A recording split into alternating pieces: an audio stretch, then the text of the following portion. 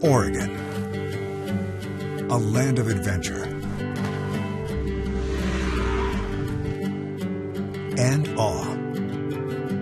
That was a great thing. A treasure, majestic and hidden. A state that calls out for exploration and experience. The journey of discovery begins now. From KGW, this is Grants-Getaways. Hi there, I'm Grant McComey, your host and outdoor reporter for KGW's Grants-Getaways, where each week we explore Oregon's people, places, and outdoor adventures. You know, most news reporters that I know are like stones skipping across the surface of a pond, that is, moving from story to story each day of the week. While I, on the other hand, have gotten myself good and wet, thoroughly immersed in some timely issue, some fascinating people, exciting outdoor adventures. I have also traveled from corner to corner, thousands of miles, and here is a little secret: I have loved every minute of it. Part of the pleasure I enjoy is the opportunity to bring those stories to you. And this week on Grants-Getaways, we visit the rugged edge of Oregon and a wild stretch of coastline called the Cape Perpetua National Scenic Area. And it's dawn's first light for a bit of sage-grouse romance at the Malheur Wildlife Refuge. And we're in the heart of the gorge catching big fish. Then to the kitchen with new ways to prepare the catch. But first, it's a gathering of eagles, more than 100 of them, a wintertime eagle convocation, smack in the middle of the Willamette Valley. One of the most amazing wildlife moments is seen atop 4-story tall cottonwood trees near Tangent, Oregon. It's called an eagle convocation. The regal-sounding term seems fitting for up to 100 eagles that roost in the Linn County treetops each evening. Even more remarkable, this convocation of eagles didn't exist 5 years ago. We've seen a wholesale increase, doubling and tripling of bald eagle numbers here in the southern portion of the Willamette Valley in the last 7-8 years. For the past decade, retired wildlife refuge manager Jeff Fleischer has tallied a rapid rise in Oregon's wintertime Willamette Valley eagle population. Each one of those dots represents a specific survey trail, close to 170 now. Jeff drives over 2,400 miles of valley roads to count eagles in trees, on poles, in fields, or in flight. A typical high count used to be 50 in a day, until last year. We had 217. So it's... In one day. In one day. Fleischer leads a raptor survey project, and he says the reason for more eagles in the Willamette Valley is their diet. During the wintertime, a lot of sheep will die for various reasons, and the carcasses that are left in the field are what the eagles key on, without question. Fleischer says the winter sheep population has grown because the types of grasses that farmers grow has changed. Grass like this can tolerate more winter grazing, and now the farmers can make more money. That increase in sheep brought the increase of eagles, no question. And it's an easily accessible food source that keeps them from having to expend a lot of energy. It's that simple. You may see them standing on the ground, you may see them perched in a tree, but when you find a group of them around these sheep carcasses, it's hard to miss. Joel Geyer says the eagle viewing opportunities are spectacular and could bring even more visitors to rural towns in the Willamette Valley. The strategy is really just to go along until you see bald eagles, because when there are bald eagles, you're going to notice them. Geyer suggests that visitors follow the Willamette Birding Trail, which goes right past the eagle convocation in Linn County. Most of the time, you don't really need fancy optics to see eagles because they're so big, but if you have good optics, you'll be able to see them better and you'll be able to watch other birds around too. Steve Seibel enjoys taking photos of the birds and has documented their feeding behavior. Typically, their birds will be displacing each other. One will feed for a while and then another will come by, and the food seems to be so abundant that they don't fight too hard to hold their position. Seems like they're living in the land of plenty here. Geyer reminds visitors that etiquette demands you pull to the side of the road and not block private roads or driveways. And even if there aren't no trespassing signs, you should be aware that almost everything, just 10 feet off the road is going to be private land here, and it's just expected that you aren't going to go wandering out on it. I like overcast days. Molly Monroe is a wildlife biologist. She says there are 4 Willamette Valley wildlife refuges, like William Finley Refuge, that are fine public settings to see bald eagles. Here, the eagles dine on abundant ducks, geese, and other waterfowl. As long as you're finding those open bodies of water and places where there are ducks and geese around, it's almost a given that you see 1 or 2 throughout the year. The areas that hold the most waterfowl are great places to go and look for eagles, either perched or actively hunting. It's really nice to see their numbers back up and have them on a day-to-day basis. It's a treat for everybody to come out and have a good look at an eagle. Stay with us. We visit the rugged edge of Oregon at a wild stretch of coastline called the Cape Perpetua National Scenic Area when Grants Getaways continues.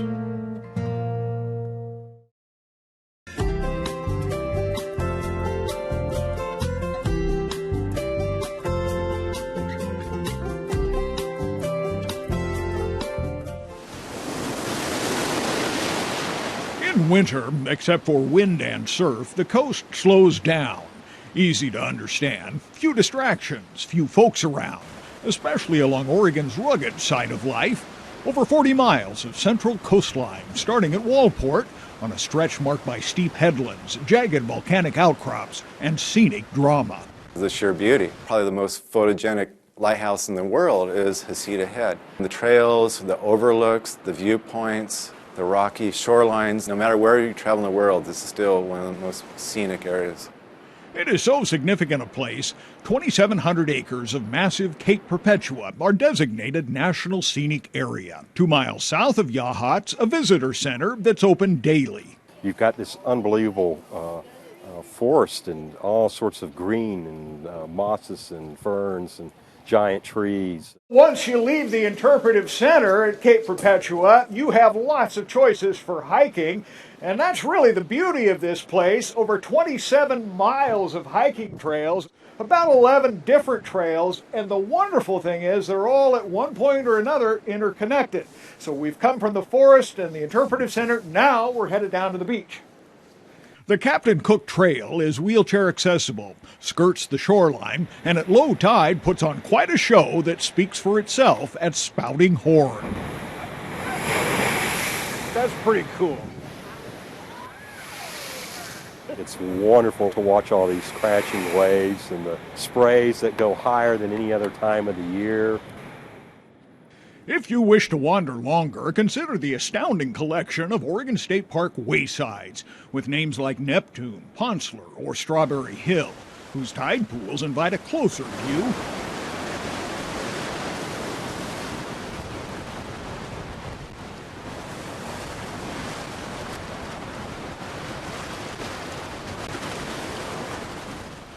And nearby Washburn State Park Campground invites you for an overnight stay. Winter campers are welcome in a tent, trailer, or RV, and for those without, try out a yurt. Less than 5 miles away, another site requires a short stroll on a paved trail, and then a quick ride down to sea level. Sea Lion Caves has been an Oregon coastal icon as far back as anyone can remember. 100 acres of private ownership since 1887. I think we can hear them.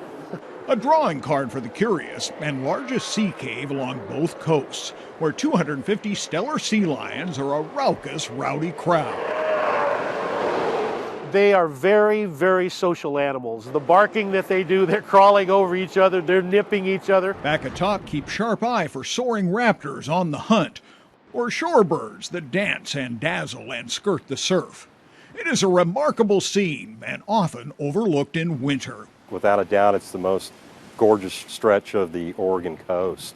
It's just a place to relax, to wonder and wander if you want to.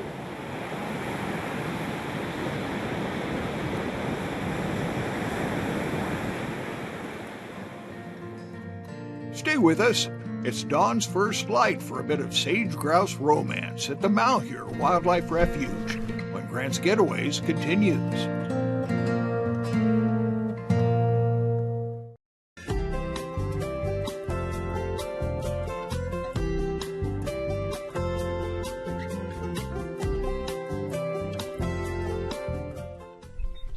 When sunlight cracks the horizon, Oregon's Malheur Wildlife Refuge is a marvel. Okay, there's like another guy coming into the hands on the right. When a bit of sagebrush romance is underway. It is a stunning strutting show as more than 24 sage grouse meet on a communal breeding ground called a lek. Loosely translated, a place to have a party. Ecologist Steve Shunk and I join a not-so-camouflaged lineup. We're drawn to an intriguing show, male sage grouse. They puff up their chests, strut by in regal fashion, and sound unlike anything you've ever heard. I've never seen so many hens. There's at least 11 hens. Shunk says the smaller, drabber hens will choose a mate, one rooster to rise above them all. Sometimes sage-grouse romance gets physical. So if you're a younger male, you have to go into the center and challenge that older male. Sage-grouse were once common in the high desert, but today their habitat's been reduced by half. So refuges and protected wildlife areas are critical to the bird's survival. Now, when you take folks out for a day of birding, is this kind of the way you start your day? Well, if they're willing to get up this early, to get to come up on the edge of the refuge, see this, and then travel through the wetlands. It's a nice, diverse nature experience. Malheur Wildlife Refuge is nearly 200,000 acres of protection, divided into blocks of land and water. A stop at refuge headquarters is a must, not only to get your bearings, but also learn more about the many wildlife species that you'll see. You'll be seeing a lot of large flocks, like the snow geese, sandhill cranes. A lot of people get really excited when they see those large numbers of birds in one little area. Being able to drive miles just on a tour, it's very unique. And that brings us to one important outdoor tip. Binoculars. Don't leave home without them. They make a huge difference as you're traveling these roads. And try to stay in the vehicle. What I've discovered is that the birds are pretty used to the traffic, but as soon as you step outside the vehicle, they flush in a heartbeat and they're gone. The solitude you're going to get when you come here is just something you're not going to get if you live in the big city. Very special to some people, and it's a great opportunity to come see that.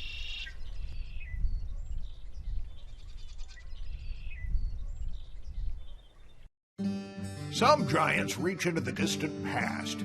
Here is a rare piece of protected nature you can visit on this outdoor tip of the week. 2 years ago, we bushwhacked through backwoods. From here on, we're going to go downhill. And found the oldest resident of the region. This tree is between 800 and 1,200 years old. Holy smoke. I never knew. Lifelong local Don Best led us into the Rockaway Beach Cedar Wetlands Preserve and the Big Cedar. He'd been visiting the area since he was a kid. It's amazing back here. I mean, a lot of people don't know this is back here. Just a secret? It's been our secret, yeah. Prized and protected for science and education, the city of Rockaway decided there had to be a better way to give more people easy access into the 50-acre preserve. So over the past 2 summers, a new boardwalk trail went up. Workers weren't allowed to dig in the wetlands, so the trail's foundation is unique. 8-sided fiberglass pods that seem to float above the wetlands, but provide secure base for the clear-grained cedar lumber. This is yellow cedar. If you're doing woodworking, this is about the best. These guys are fast. These guys are good at what they're doing, and they're using that Alaska yellow cedar, and it's super, super fine-grained stuff. And it's going to last a long time being that cedar. The trail was finished in August, so now families can stroll the mile-long out and back. Keep watch overhead. Ospreys like to nest here. The turnaround offers a massive deck with plenty of elbow room and surrounds the old cedar. The tree measures 50 feet around and rises more than 150 feet in the air. Marked by gnarly bark and a contorted trunk, this gargantuan cedar is a magnificent champion that can be enjoyed year-round. What's special about it is this is the way the coast forests used to look like. And it's never been touched, never been logged, so it's just the way it looked hundreds of years ago. Don Best says the entire scene is an island of history and worth a pause to consider. We used to play here, and we used to go in here all the time. And it got so thick that we couldn't walk, and so we had to crawl on our hands and knees through the creek to get down here. It was full of salal and full of everything else, and now they built this walkway in here, and you get through it pretty easy. The Rockaway Cedar Wetlands Preserve will set your clock back, and that is a good thing. Not another one like it here in Western Oregon.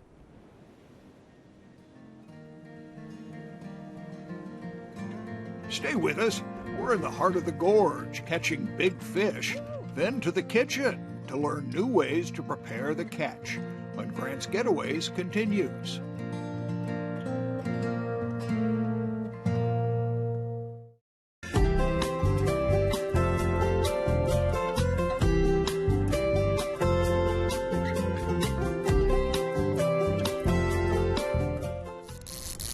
Good job. Okay, don't stop reeling. Don't pump, just reel. Lift to the sky. Oh my God, I got it. It's a little guy, but we'll take it.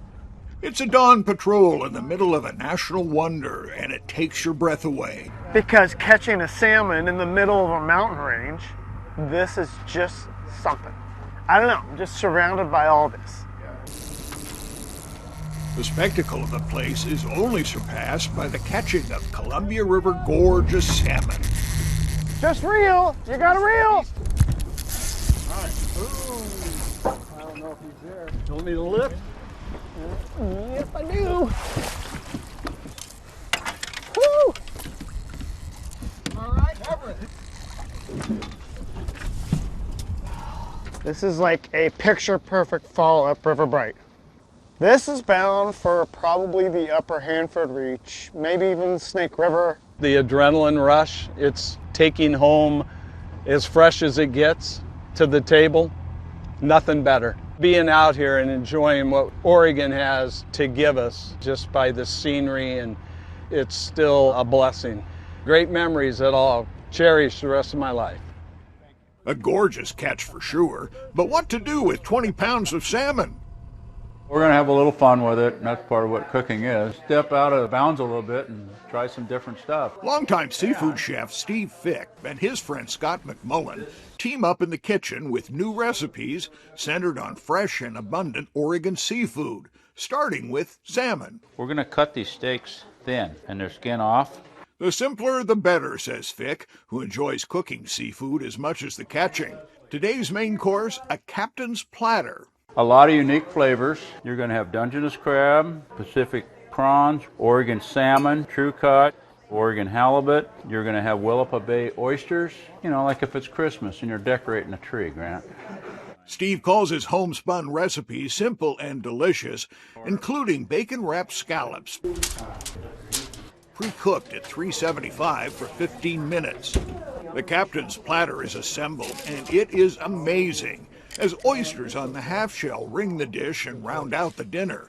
Then into the oven for no more than 10 minutes. You cook it too much, you're going to get a dry product, and you don't want that. All this stuff is pretty healthy for you, low-cal, Oregon-based. Can't ask for anything better. Steve moves on to fresh albacore tuna, sliced thin before a dip into a huckleberry marinade. I don't marinate it for a long time. I like it to enhance the flavor and not dominate the flavor, and that's why I'm a little gentler with it. Okay. He sautés the tuna a minute on each side in a buttery mixture, including a quarter cup of peanut butter. It gives it a little bit of a different edge on the buttery aspect of it, and it cooks well. Each recipe is so easy anyone can try, as guest tasters line up to sample and then weigh in on their favorites. Everything was my favorite. But I do like to say that the way that Steve layered the fish and the prawns on top, that was outstanding. The tuna was so good. My favorite chef. I love the oysters, and I love the scallops wrapped in bacon. And then, of course, tuna's my very favorite. So Albacore the tuna was wonderful as Yeah. well. It was really a lot of fun watching him prepare this meal. Yeah, Steve's got a bit of the artist in him, I think. With the halibut and the salmon, the oysters and the pink shrimp, all together, that was just terrific. The favorite? That's hard. I liked it all. I thought it was amazing. Obviously, fresh is the best. And the bacon wrapped scallops. That was a nice treat. Layering the salmon and the halibut was spot on. And these are simple steps. It looks a little complex, but it really isn't. You can have other variations with the seafood. Let your imagination go.